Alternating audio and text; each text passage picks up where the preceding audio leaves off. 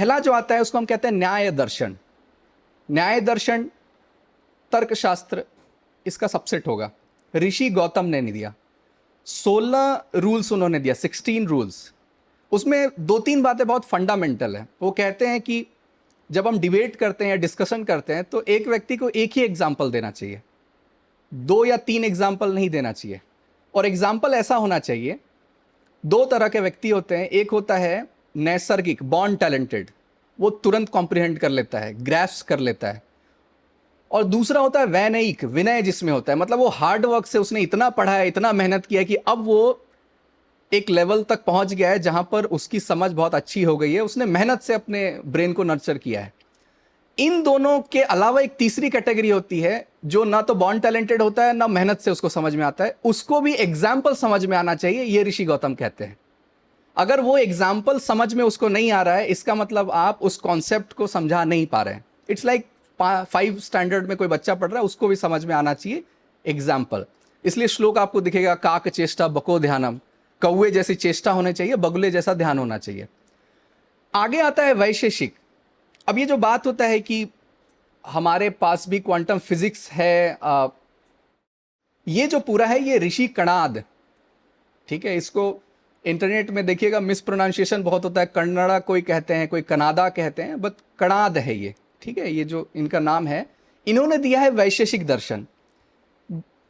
This is the दर्शन जो सबसे ज्यादा कॉम्प्लिकेटेड है और सबसे ज्यादा कम एक्सप्लोर किया गया। क्यों? क्योंकि संस्कृत में जो काम हुआ वो लिटरेरी वर्क में ज्यादा हुआ, कालिदास पे काम हुआ है ना, जो अभिज्ञान शाकुंतलम पे अगर हम कहें तो लिटरेरी समझ रखने वाले बहुत लोगों ने संस्कृत को पढ़ा, बट जो साइंटिफिक डोमेन वाले हैं वो संस्कृत के तरफ नहीं गए थे। तो ये पूरा का पूरा वैशेषिक ये मिस हो गया, और यहीं पे फिजिक्स आता है। और इसमें एक बहुत जबरदस्त फिजिक्स का एक कॉन्सेप्ट है जो मैंने अपनी बुक में भी मेंशन किया है। हम लोगों ने 11th स्टैंडर्ड में YDSC एक्सपेरिमेंट पढ़ा, यंग्स डबल स्लिट एक्सपेरिमेंट, है ना।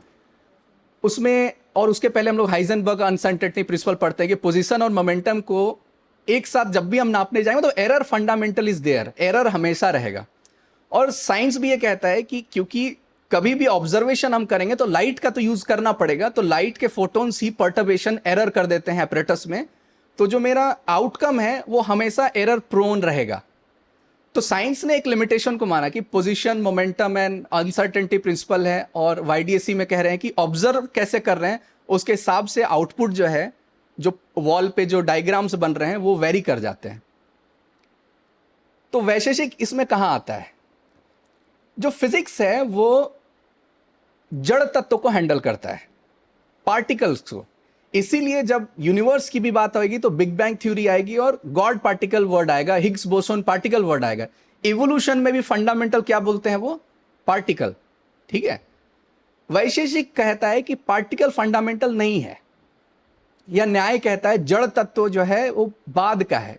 और सांख्य दर्शन में या और इलेबोरेशन में कि जो मैटर है वो बहुत बाद में आया है, कॉन्शियसनेस पहले आया है। तो YDSC एक्सपेरिमेंट में जो एरर आ रहा है वो इसलिए आ रहा है क्योंकि हमारा कॉन्शियसनेस भी उस एपरेटस में इन्वॉल्व है।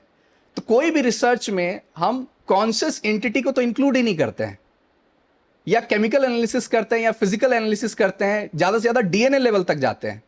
जो जड़ तत्व ही है, चेतना, कॉन्शियसनेस, मन को, इन चीजों को हम इन्वॉल्व नहीं करते हैं अपने रिसर्च मेथोडोलॉजीज में, और वही जो आउटकम है उसको वेरी करवा रहा है, और इसलिए वो एरर आता है।